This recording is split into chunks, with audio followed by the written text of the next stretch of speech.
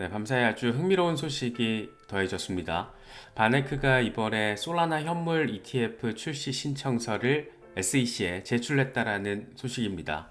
안 그래도 이더리움 현물 ETF 실제 출시가 빠르면 다음 주에도 이뤄질 수 있을 거라는 전망이 지금 힘을 받고 있는 상황.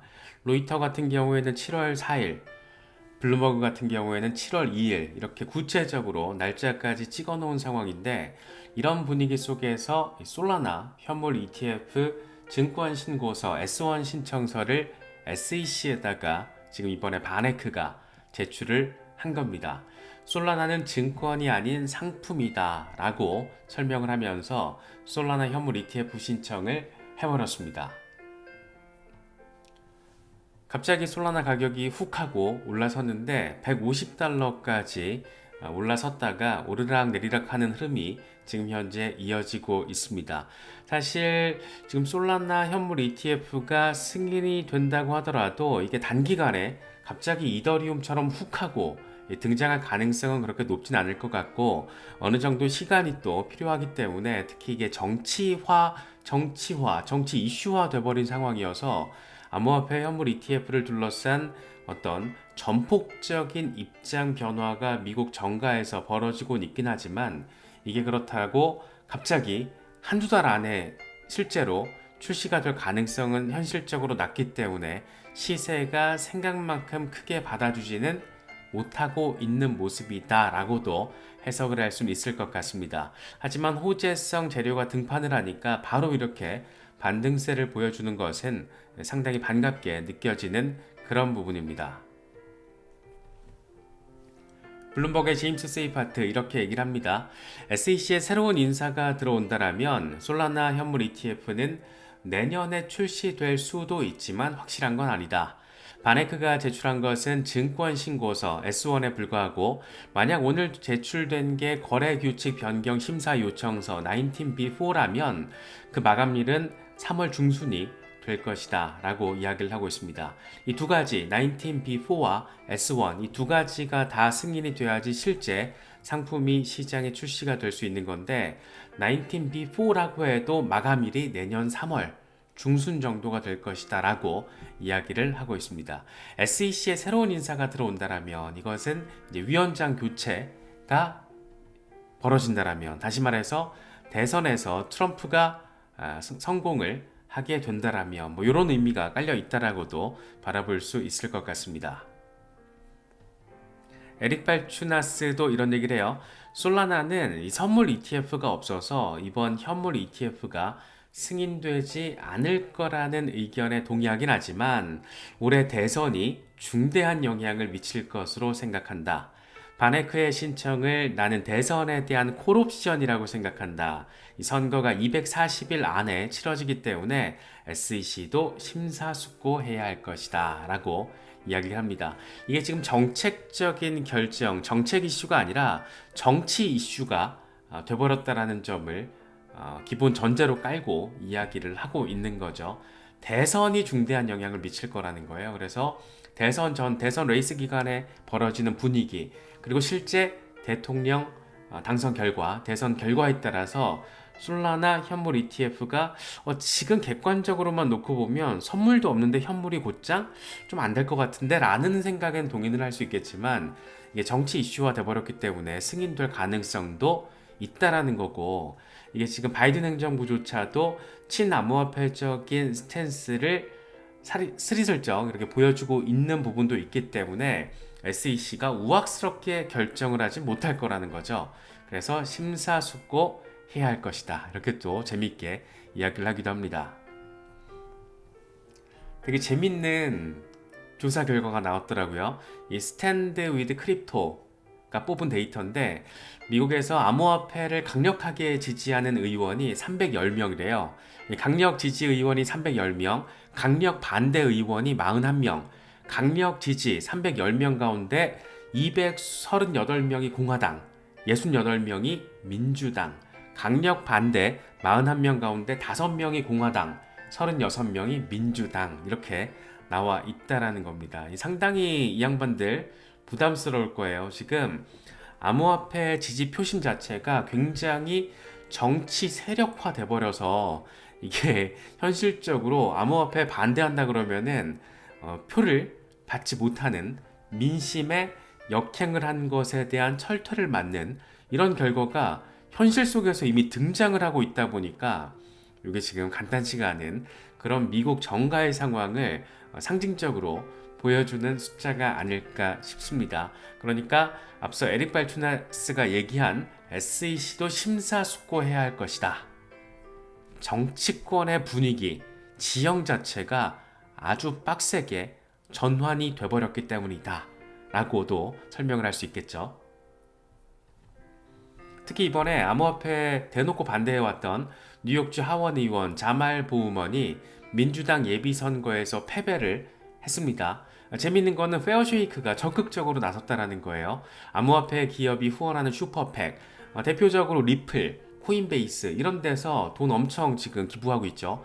그런 페어쉐이크가 이번에 자말 보우먼 재선 반대 광고비로 200만 달러를 무려 200만 달러를 태웠습니다. 그래서 실제로 예비선거에서 졌어요. 그러면서 페어쉐이크가 하는 얘기가 보우먼은 암호화폐 산업 규칙을 세우는 것에 반대해왔다. 우리는 암호화폐 혁신을 지원하는 후보를 계속 지지할 것이다. 반대하는 인물에 대해서는 반대 광고비를 태우고 지지하는 의원에 대해서는 후원금을 현금으로 갖다 그냥 내려 꽂고 이런 거 하겠다라는 거죠. 지금 그만큼 암호화폐 표심 자체가 정치 세력화됐고 현실 속에서 직접적이고 이렇게 강력한 영향을 미치고 있다라는 게 하나둘 등장을 하고 있다 보니까 간단치가 않은 상황이죠. 이게 정책 이슈는 쉬워요. 공무원들 그냥 탁상 공론하면서 결정하면 되는 이슈가 될 수가 있는 건데 지금 이거 같은 경우에는 정치 이슈 중에서도 대선에 영향을 미칠 정도로 민주당 예비선거에 영향을 미칠 정도로 임팩트가 강하게끔 이미 형성이 되어버렸다는 점에서 간단치 않다. 이전과는 사뭇 다르다. 3, 4년 전과는 비교할 수도 없는 수준이다. 뭐 이렇게도 표현할 수 있을 것 같습니다. 우블록체인은 이렇게 얘기하더라고요. 바네크가 이 솔라나가 이더리움보다 더 나은 이 사용자 경험을 제공한다라고 설명을 한다. 하지만 솔라나는 선물 ETF가 없고 SEC가 한때 증권으로 간주하기도 했다. 특히 로빈후드의 솔라나 상패를 유도했다라는 점에서 실제 승인에 어려움을 겪을 수 있다라고도 이야기를 합니다. 객관적으로는 굉장히 드라이한 표현입니다. 틀리다라고 말할 수는 없어요. 하지만 지금 미국에서 이런저런 우리가 짚었던 정치 지정학적인 변화가 굉장히 빡세게 이미 벌어지고 있기 때문에 글쎄요. 저는 이런 어떤 증권으로 간주했었기 때문에 이더리움도 증권으로 간주하려고 했었죠. 그러다가 지금 현물 ETF 출시를 앞두고 있는 상황. 이게 정치적인 영역으로 끼어들게 되면 이거는 예측 불가 상황이 될 가능성이 상당히 높습니다. 마치 이더리움 현물 ETF 이슈처럼. 진짜 SEC는 이더리움 재단에다가 웰스 노티스 보내면서 이더리움을 증권으로 규정하려는 그런 시도를 했던 진짜 미친놈들이에요. 이런 거 보고 있으면. 하지만 암호화폐가 이번에 대선 주요 이슈로 급부상하고 트럼프가 공개적으로 지지 선언을 하고 암호화폐로 후원금을 받는 이런 상황까지 되다 보니까 바이든 행정부도 스탠스가 돌변했고 이걸 가장 상징적으로 보여주는 게 갑자기 이더리움 현물 ETF 19B4가 승인이 되어버렸고 7월 초에 실제 S1까지 승인되고 출시가 될 가능성이 아주 높아진 상황. 이거 되게 웃긴 거죠. 그래서 지금은 정치 이슈화된 상황이기 때문에 실제 승인이 현실화될 가능성, 솔라나 현물 ETF 얘기하는 거죠. 가능성이 있다라는 겁니다. 그래서 그런 부분들까지 우리가 충분히 기대해보고 생각해볼 수 있는 상황이라는 점. 굉장히 독특한 어떤 환경이긴 한데 어쨌든 이게 지금 우리 눈앞에 펼쳐지고 있기 때문에 솔라나 현물 ETF도 정치적인 관점에서 접근을 한다면 충분히 가능성이 있다라고도 개인적으로는 생각을 하고 있습니다.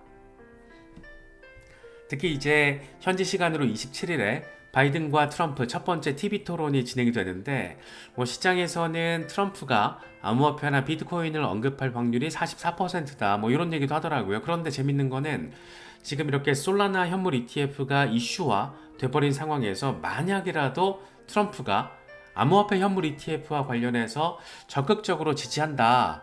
월가의 안정적인 상품으로서 안착하는 것을 지원하겠다. 뭐 이런 멘트를 날린다라면 트럼프가 이런 식으로 적극적인 암호화폐 친화적인 스탠스를 밝혔을 때 바이든도 어쩔 수 없이 친화적인 정책 스탠스를 강조한다라면 어떤 일이 파급화돼서 벌어질 것인가? 벌어질 수 있을까? 뭐 이런 생각을 하면 지금 상당히 여러 가지 측면에서 재미있는 상황이 벌어질 수 있다는 것도 우리가 함께 생각해 볼 수 있는 그런 상황입니다. 여기에다가 또 한 가지가 최근 SEC의 규제 권한 이 신뢰도에 대한 급격한 저하 상황을 우리가 잇따라서 포착을 해왔습니다. 그런데 이번에 코인베이스가 SEC 그리고 예금보험공사 FDIC를 상대로 소송을 내버렸어요. 이더리움 지분증명 전환에 대한 SEC의 조사 자료 그리고 일부 금융기관에 FDIC가 보낸 암호화폐 활동 제한 권고 서한 이런 것들을 정보 공개 요청을 했는데 둘 다 모두 공개를 거부하면서 아예 소송을 내버린 겁니다. 그러면서 하는 말이 재밌어요. 지난 2년 동안 규제 당국은 암호화폐 산업을 무력화시키기 위해서 모든 규제 권한을 사용했다. 규제권을 남용했다라는 거죠. 그래서 아니 대체 SEC는 왜 이더리움을 증권으로 규정하려고 시도를 하는 건데 조사 결과 좀 봅시다. 이 얘기한 거고 아니 FDIC는 왜 은행들한테 이렇게 암호화폐 활동 제한하는 그런 권고 서한을 보내 그렇게 되면은 금융기관이 암호화폐 산업 영역, 이 혁신 영역으로 제대로 들어오지 못하고 암호화폐 기관들도 기존 금융 영역 안으로 확장성을 갖지 못하잖아. 이게 지금 니네 규제 권한 남용하고 있는 거야. 라는 얘기를 하고 있는 거죠. 굉장히 골 때립니다, 진짜.